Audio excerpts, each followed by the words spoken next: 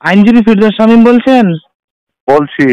বলছি আজকে ডিএ মামলার শুনানি ছিল, তো এই শুনানিতে কি হলো যদি বিস্তারিত বলেন দর্শকদের উদ্দেশ্যে। আজকে আজকে শুনানি ছিল, কিন্তু রাজ্য সরকারের পক্ষ থেকে আবার সেই সময় নেওয়ার প্রচেষ্টা হয়েছিল, কিন্তু সেই সময় আমরা অপোজ করাতে তারা একেবারেই আগামীকাল মামলাটি ফিক্সড করেছেন এবং বলেছেন সম্পূর্ণ মামলাটি আগামীকাল শুনে নেবেন। তার কারণ হচ্ছে আজকে এসএলপিটি ছিল, রাজ্য সরকারের মডিফিকেশন অ্যাপ্লিকেশনটি ছিল এবং আমাদের কন্টেম্প্ট অ্যাপ্লিকেশনটি ছিল, অর্থাৎ কনফেডারেশন অফ স্টেট গভর্নমেন্ট এমপ্লয়িজের পক্ষ থেকে মলয় মুখোপাধ্যায়রা যে কন্টেম্প্ট করেছিলেন যে 16 মে যে নির্দেশ, সেই নির্দেশ পালন হয়নি, সেই অ্যাপ্লিকেশনটি ছিল। ফলে তিনটে ছিল, দুটো অ্যাপ্লিকেশন আর মূল মামলাটি। কিন্তু আজকে রাজ্য সরকারের পক্ষ থেকে বলার চেষ্টা করা হয় যে দেখুন আমরা তো শুধু অ্যাপ্লিকেশন হবে এই বলে আমরা হয়েছে, আমরা প্রিপেয়ার্ড নই, মানে অ্যাকচুয়ালি তারা প্রিপেয়ার্ড নয় সেটাই বোঝাতে চেয়েছেন।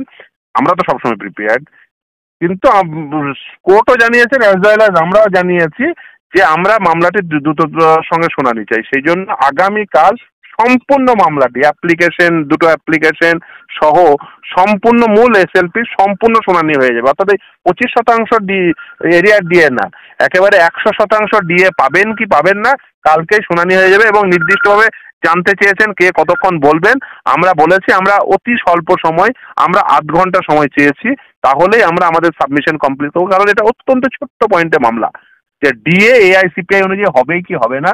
রোপা রুল 2009-এর রুল 3-র ইন্টারপ্রিটেশন কি হবে? রুল 3-র ইন্টারপ্রিটেশন খুব সহজ, ডিএ এআইসিপিআই অনুযায়ী দিতে হবে 1982-কে বেস ইয়ার ধরে।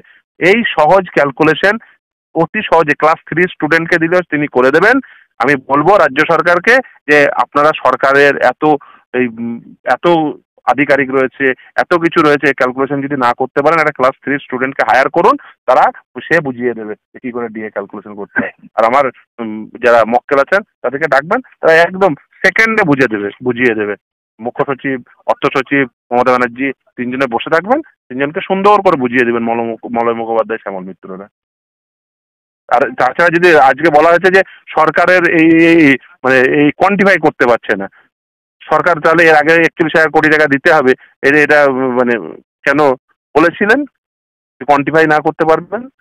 ফলে এইসব বলার কোনো মানে হয় না। তো স্যার এখানে 6 সপ্তাহ সময় দিয়েছিল এর আগে, এবং সেই আদালত আগামীকাল মামলার 100% পাবে কিনা শুনানি হবে। জয় সাহেব 25%, ওটা তো অন্তর্বর্তীকালীন নির্দেশ ছিল। জয় সাহেব 100% দিতে হবে কিনা আগামীকাল ঠিক করে দেবে।